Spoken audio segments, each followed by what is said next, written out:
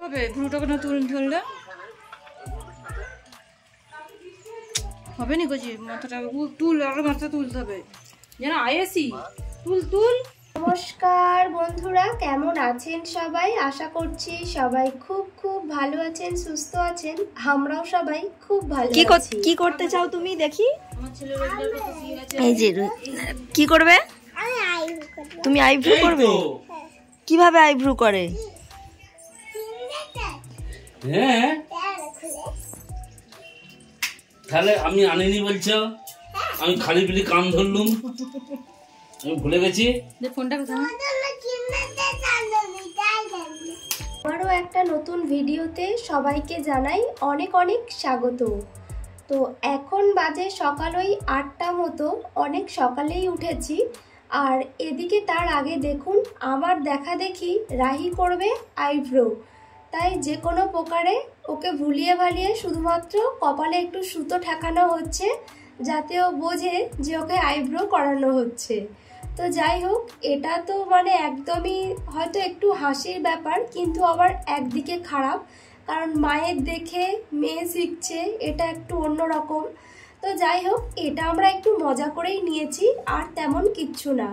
তো যাই হোক, মোটামুটি ওকেও একটু আইব্রো করালাম, মানে ওর মতে আর কি, ওর কথা মতো। তো এদিকে মেয়েও ব্যস্ত, সবাই স্নান টান করে রেডি হব, আমরা যাব একটি জায়গায়। কোন জায়গায় যাব না যাব সবটাই তো আপনাদের সাথে শেয়ার করব। তো চলুন আইব্রোটা আমি নিজেও করে নিই, কারণ আমার টিকিট মোটামুটি হয়েই এসছে বললেই চলে। তো সেই জন্য ওই যে রাহিকেও একটু ন্যাড়া ট্যাড়া করিয়ে দিলাম, তার কারণ ওই যে মাথার মধ্যে একটু তো ওষুধ লাগাতে হচ্ছে না, আগের থেকে অনেকটা কমেছে। তো যাই হোক, মোটামুটি কমলে অনেকটাই ভালো, এটাই আর কি। তো সেই জন্য ওষুধ লাগানোর জন্য মাথার চুলটাকে ওই যে ট্রিমার দিয়ে একদম ছোট ছোট করে দেওয়া হয়েছে। আর এদিকে হচ্ছে আমি একটু আইব্রো করে নিচ্ছি, মানে সব কিছু পরিপাটি করে নিচ্ছি যাকে বলে, কারণ খুব বেশি দিন আমি আর থাকবো না, সব জায়গায় প্রায় ঘোরাঘুরি আমাদের কমপ্লিট। আমি এবার মানে বাড়ির উদ্দেশ্যে রওনা দেব, এই আর কি।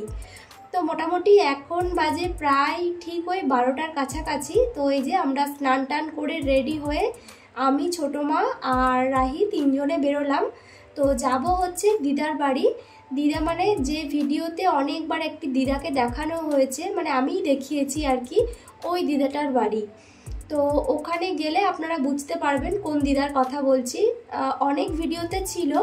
তো আর কি এই ভিডিওতেও আপনাদের সাথে শেয়ার করব, কারণ আজকে দুপুরবেলা দিদা নিমন্ত্রণ করেছে, দিদার বাড়ি খাওয়া দাওয়া হবে। তো অনেককেই বলেছে আর কি, দাদা বৌদিও আসবে।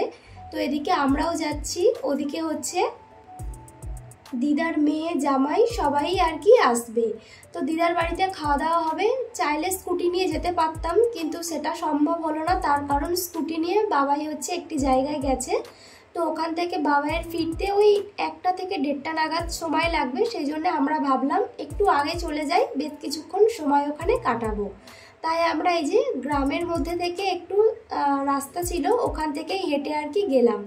চারিদিকের ঘর বাড়ি দেখুন, কেউ বলবে না যে এটা গ্রাম।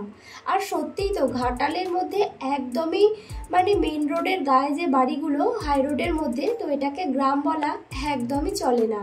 তো যাই হোক, আমরা একদম এই যে পাড়ার ভিতর থেকে উঠে এসে একদম মেন রোডে উঠলাম। তো এখানে এই রাস্তাটা আমি আগেও আপনাদের সাথে শেয়ার করেছি যখন দিদার ঘরে এসেছিলাম। এই যে 4তলা বাড়িটা দেখছেন, সামনে শতদল লেখা আছে, ঠিক সামনে রাস্তা ধরে একদম 4তলার ওপরে সিঁড়ি ধরে উঠবো। ভীষণই কষ্ট এই সিঁড়িতে ওঠাটা, সিঁড়িগুলো না অনেকটা খাড়াই, মানে ধাপগুলো আর কি। তো অনেকটা কষ্ট, কিন্তু ওপরে যাই তো এই আর কি।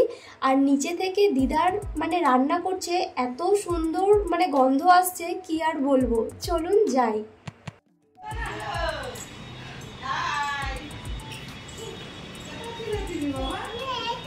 দিদার মাংসের গন্ধ নিচে চলে যাচ্ছে, নিচে যাচ্ছে, নিচে মাংসের সেন্ট পাচ্ছি। হ্যাঁ সত্যি, আমি বলছি দিদার দেখো মাংসের সেন্ট নিচে চলে গেল। তুমি তো বহুত রান্না করে ফেলছো। সে বৌদিরা বেশি গেছে। হ্যাঁ যেহেতু অনেকটা বেলা হয়েছে, প্রায় সবাই আসা শুরু করে দিয়েছে। আর 5 মিনিটের মধ্যে দাদা, বৌদি আর দাদার ছেলে ঢুকবে আর কি। সোনালি আসেনি, তো ও খুব একটা দেখেছি খুব একটা জায়গায় যায় না। তো ওকে আমি ওদের বাড়িতে যখন গিয়েছিলাম তখন ওকে দেখিয়েছিলাম। আর যাই হোক, দিদার ঠাকুরঘরটা আপনাদের সাথে একটু শেয়ার করি। এটা কিন্তু আমার ভীষণই ভালো লেগেছে। ব্যালকনির একটা সাইড পুরোটা জুড়ে কিন্তু খুব সুন্দর করে ঠাকুরঘর করা রয়েছে। আর এই যে একদিকে হচ্ছে বারান্দার সাইডটা সোফা রাখা আছে, আর ওপর থেকে এই যে ঘাটালের ভিউটা দেখুন কি সুন্দর লাগছে। পুরো এই যে মেন রোড, চারিদিকে ঘরবাড়ি, এই রাস্তা ধরেই স্কুটি নিয়ে মাঝে মধ্যে আসা হয়। তো এখন হচ্ছে পাড়ার ভিতর থেকেই আসলাম আর কি। তো ভীষণই জল তেষ্টা পেয়েছে, দিদাকে বললাম একটু ঠান্ডা জল দাও। একটু ঠান্ডা জলের সাথে আর কি গরম জল একটু মিক্স করে খেলাম, কারণ একেবারে ঠান্ডা খাওয়াটা একেবারে অসম্ভব, তো গলাটা বসে যাবে আর কি, সেই কারণেই। তো মোটামুটি রাহিও একটু জল খেলো, আমরাও জল টল খেলাম। দিদা তো রান্নাতে ব্যস্ত আছে, আপনারা দেখেই বুঝতে পারছেন। সব কিছু মিলেমিশে কিন্তু বেশ সুন্দর, তবে একটা জায়গায় একটু খারাপও লাগছে। দিদার বৌমা আসলে বাপের বাড়িতে গিয়েছে, সেই কারণে আর কি তার সাথে দেখা হলো না, এই আর কি। কারণ সেও থাকলে বেশ কিন্তু ভালোই লাগতো। তো যাই হোক, ওদিকে হচ্ছে দাদাও চলে এসছে, বৌদিও এসছে। আর রাহি তো হচ্ছে একটু ব্যস্ত হয়ে পড়েছে দাদার ছেলেকে দেখে, তাকে নিয়ে খেলবে। আর তাছাড়াও আরও একটি জিনিস দেখাই, বৌদি আর দাদাকে সোফাতে বসে জল দেওয়া হয়েছে বলে ও আর কি গ্লাসের জলটা নিয়ে সোফাতে বসে একা একা খাবে। আমার তো ভয় যদি গ্লাসটা হাত থেকে ফেলে দেয় এখনই ভেঙে যাবে, চারিদিকে কাঁচ টুকরো টুকরো হয়ে যাবে। সেই ভয়ে ভয়ে আমি ওর পেছন পেছন ঘুরতে ব্যস্ত। তো তারপরে দিকে কোল্ড ড্রিঙ্কস দেওয়া হলো সবাইকে, আমি নিজেও খেলাম। তো ভেবেছিলাম ভাত খাওয়ার পরে খাবো, তাও ভাবলাম এখন খেয়ে নিই, ভাত খাওয়ার পরে আবার দেখা যাবে।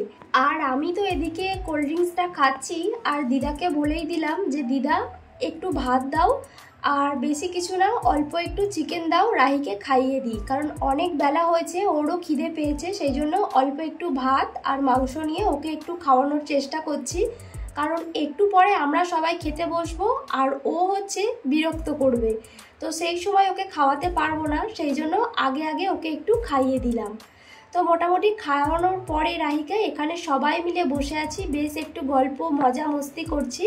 তো এবার আমরা খেতে বসবো। বাবাইয়ের জন্য ওয়েট করছিলাম, বাবাই বলল আমার একটু টাইম লাগবে, সেই কারণে আর কি এই যে আমরা হচ্ছে বসে পড়বো এক্ষুনি খেতে। আর রাহির একটু সর্দি সর্দি ভাব, দিদা একটু ওষুধও দিয়ে দিচ্ছে, দিতে দেবে না কোনো মতেই। আর এদিকে দাদা হচ্ছে আসার সময় রাহির জন্য একটু ফুটি এনেছিল, সেটা খেতে ব্যস্ত, আর মেয়ে কার্টুন দেখতে ব্যস্ত। তো এদিকে রান্নাবান্না সব কিছু কমপ্লিট, দিদা খাবার দাবার সব কিছু রেডি করছে। চলুন কি কি রান্না বান্না হয়েছে আপনাদের সাথে একটু শেয়ার করি, আর আমিও খেতে বসি। এদিকে হচ্ছে দিদার মেয়ে জামাই আসতে তাদেরও একটু মোটামুটি সময় লাগবে, সেই জন্য ভাবলাম অনেক বেলা হয়েছে আমরাই বসে পড়ি। তো এখানে ছিল হচ্ছে আলু দিয়ে নিম পাতা দিয়ে ভাজা করেছিল, এটা আমি প্রথমবার খেলাম, বেশ কিন্তু ভালোই লাগছিল। আলুটা একটু মিষ্টি মিষ্টি, আর নিম পাতার সাথে তেতো, বেশ কিন্তু সুন্দর। তারপরে ওই যে শসা পেঁয়াজ এসব রয়েছে, বেগুন ভাজা। তো এখানে ছিল হচ্ছে মাছ, এই মাছটা এত সুন্দর টেস্ট হয়েছিল, দিদাকে তো আমি আরও একটিবার সবাই আর কি গ্রেভি চেয়ে চেয়ে খাওয়া হয়েছে, এত দারুণ টেস্ট করেছিল। আর দিদার থেকে আমি এই রেসিপিটা জেনেও নিয়েছি, আপনাদের সাথে একদিন এই রেসিপিটা শেয়ার করব। অসাধারণ যাকে বলে, মাংস ফেলে এই মাছটা সবাই খাবে, এত সুন্দর হয়েছিল। দিদার হাতে আমি নিরামিষ ঘুগনি লুচি খেয়ে গিয়েছিলাম, সে ভিডিও আমি শেয়ার করেছিলাম, তো সেটাও যেমন সুন্দর ছিল, আজকের রান্নাবান্নাগুলো অসাধারণ ছিল। তবে দিদা কিন্তু বেশ সুন্দর রান্না করে, এটা কিন্তু খেয়েই বুঝতে পারলাম, খুবই সুন্দর যাকে বলে, দারুণ একদম। তো মাছটা এখানে কাতলা মাছ ছিল, তো পুরো ফ্রেশ মাছ, একদম জ্যান্ত মাছ, আর তারই খুব সুন্দর একটা গ্রেভি। তো কি বানিয়েছে নামটা আমি জিজ্ঞাসা করলাম, বলল তুই খা, খেয়ে বল শুধু কেমন হয়েছে। তো তো যাই হোক খুবই সুন্দর। যাই হোক এদিকে হচ্ছে মাছটা খাওয়ার পরে আরও চলুন খাবারে কি কি আছে সবটা শেয়ার করব। আর অনেক দিন পরে বেশ অনেকগুলো ভাত খেলাম। তো মোটামুটি ডায়েটে চলছি, আবার সবার বাড়ি এদিক ওদিক করে সবাই নিমন্ত্রণ করছে, মানে খেতে খেতে আর কি ওই যে ডায়েটটা একটু বন্ধ আছে। আবার আমি যখন ফিরে যাব বাড়িতে তখন গিয়ে ডায়েট শুরু করব। তো তারপর নিয়ে নিলাম এখানে মাংস। তো মাংসটা এখানে দুটো একটু হাড় দেখে দেখে নিলাম, সলিড পিস আমার একদম ভালো লাগে না। তার সাথে আলু আর চিকেনের গ্রেভি এটা দিয়েও ভাত মেখে খেলাম, এটাও অসাধারণ ছিল। মানে গরম মশলার কাঁচা বেটে যে লাস্টে দিয়েছে না মাংসের মধ্যে, সেটা পুরো ফ্লেভারটা দারুণ লাগছিল। তারপরে আমরা এখানে খেতে খেতে এই যে বাবাইও চলে এসছে, ভীষণ খিদে পেয়েছিল, বাবা এসেই বলছে ভাত দাও। তো ভাত দেওয়ার পরে বাবাইও খেতে বসে গিয়েছে, রাহি ওদিকে আইসক্রিম মাখতে ব্যস্ত। তো যাই হোক আমি তাড়াহুড়ো করছি যাতে খেয়ে তাড়াতাড়ি উঠতে পারি, রাহিকে একটু সরাবো। তারপর ছিল পাঁপড় আর কাজু কিশমিশ আর হচ্ছে খেজুর দিয়ে চাটনি, তারপরে ছিল দই আইসক্রিম, মানে একদম ঠিক বিয়ে বাড়ির মতো খাওয়া দাওয়া, মানে অসাধারণ ছিল খাওয়া দাওয়া। আর রান্নাবান্না নিয়ে কোনো কথাই হবে না, খুবই সুন্দর। তো এদিকে এই যে রাহি একটা ছেড়ে একটা কোনটা আইসক্রিম খাবে সে নিজেই বুঝতে পারছে না। প্রথমটা তো পুরো একদম চারিদিকে করলো, ভাবলাম আমি কেন নষ্ট করব। তার থেকে বড় কথা, সত্যি কথা বলতে এই আইসক্রিমটার দাম 60 টাকা।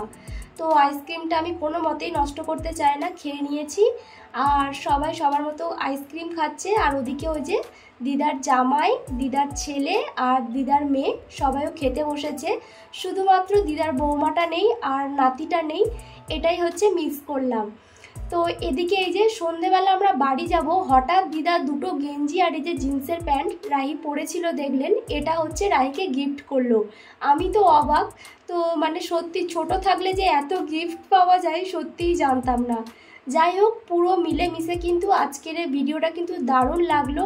আপনাদের কেমন লাগলো জানাবেন। সবাই ভালো থাকবেন, সুস্থ থাকবেন, দেখা হচ্ছে পরবর্তী আরও একটি নতুন ভিডিওর সাথে। তো সবাইকে টাটা। ভালো লাগলে অবশ্যই একটি লাইক করবেন, চ্যানেলটি সাবস্ক্রাইব করবেন।